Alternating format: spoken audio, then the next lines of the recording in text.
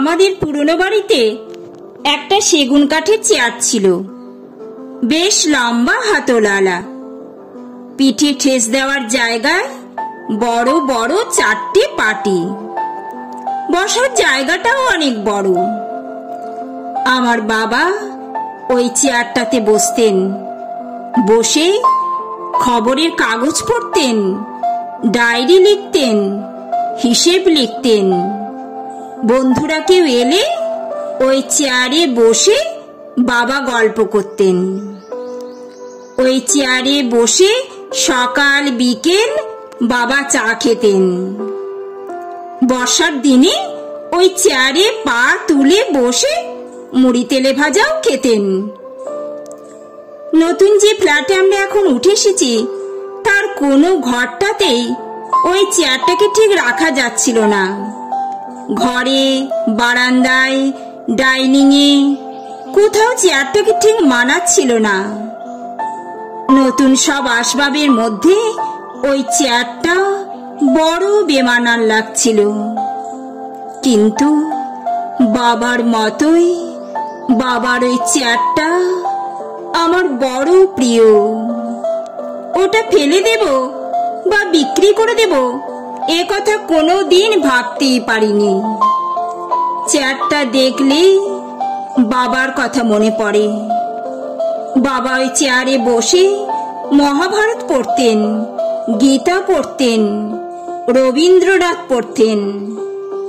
চেয়ারটার গায়ে হাত রাখলে আমার এখনো মহাভারত, গীতা, রবীন্দ্রনাথ কানের মধ্যে বেজে ওঠে। তবু চেয়ারটাকে রাখতে পারলাম না। নতুন কেনা একটা স্টিলের আলমারি ঘরে ঢোকানোর সময় ধাক্কা লেগে চেয়ারটা গেল ভেঙে। তার একটা পায়া গেল জখম হয়ে। তারপর থেকে আমাদের ফ্ল্যাট বাড়ির ছাদে জলের ট্যাঙ্কের পাশে এক কোনায় চেয়ারটা পড়ে আছে, একা। বৃষ্টিতে ভিজছে, রোদে পুড়ছে, তবু ছাদে গিয়ে ওই চেয়ারটার দিকে চোখ পড়লে আমার ভীষণ বাবার কথা মনে পড়ে। একদিন ভোর রাতের স্বপ্নে বাবাকে দেখতে পেলাম। বাবা বললেন, খোকন, আমার আলমারিতে ছিল মহাভারত, ছিল গীতা, রামায়ণ, রবীন্দ্রনাথ। তোর আলমারিতে কেবল শেয়ারের কাগজ, ব্যাংকের পাসবই আর স্কচের বোতল।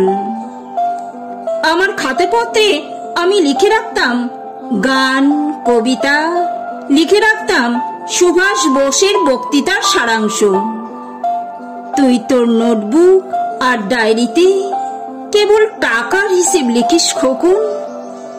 খোকন, আমি ওই চেয়ারটাতে বসে অলস মধ্যাহ্নে মাঝে মধ্যে ভাবতাম মাস্টারদার কথা, ঋষি অরবিন্দের কথা, শ্রী রামকৃষ্ণের কথা।